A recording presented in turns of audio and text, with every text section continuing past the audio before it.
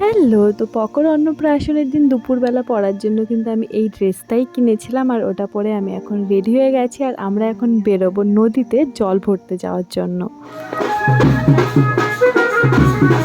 আমরা কিন্তু সবাই মিলে বাড়ি থেকে বেরিয়ে গেছি নদীতে যাওয়ার জন্য। আর সেদিন এত গরম ছিল আর এত রোদ ছিল, অর্ধেক লোক তো আসেইনি রোদের জন্য, কিন্তু আমরা তাও গেছিলাম। আর রোদের মধ্যে পুরো মুখ লাল হয়ে গেছিলো, গরমে অবস্থা খারাপ হয়ে গেছিলো, তাও আমরা নাচছিলাম। অন্নপ্রাশনের ফুল ভিডিও আমার চ্যানেলে খুব তাড়াতাড়ি আসছে। আর জানি অনেকটাই লেট হয়ে গেল আমার ভিডিও পোস্ট করতে। আসলে আমার শরীরটা আবার খারাপ করেছিল, যার জন্য আমি ভিডিও এডিট করার টাইম পাচ্ছিলাম না। তো এখন আমি ভিডিওগুলো সব পোস্ট করব।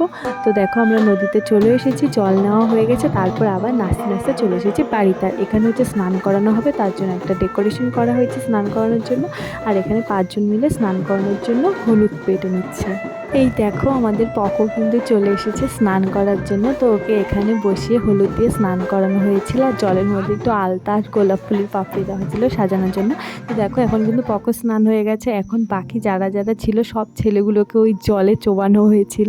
তারপরে এই দেখো আমাদের পকো ভাত খাওয়ার জন্য রেডি হচ্ছে আর আমাকে দেখে কি সুন্দর হেসে দিল। তো এখন চলো পকো ভাত খাক, আর দেখা হচ্ছে পরে ভিডিওতে। টাটা।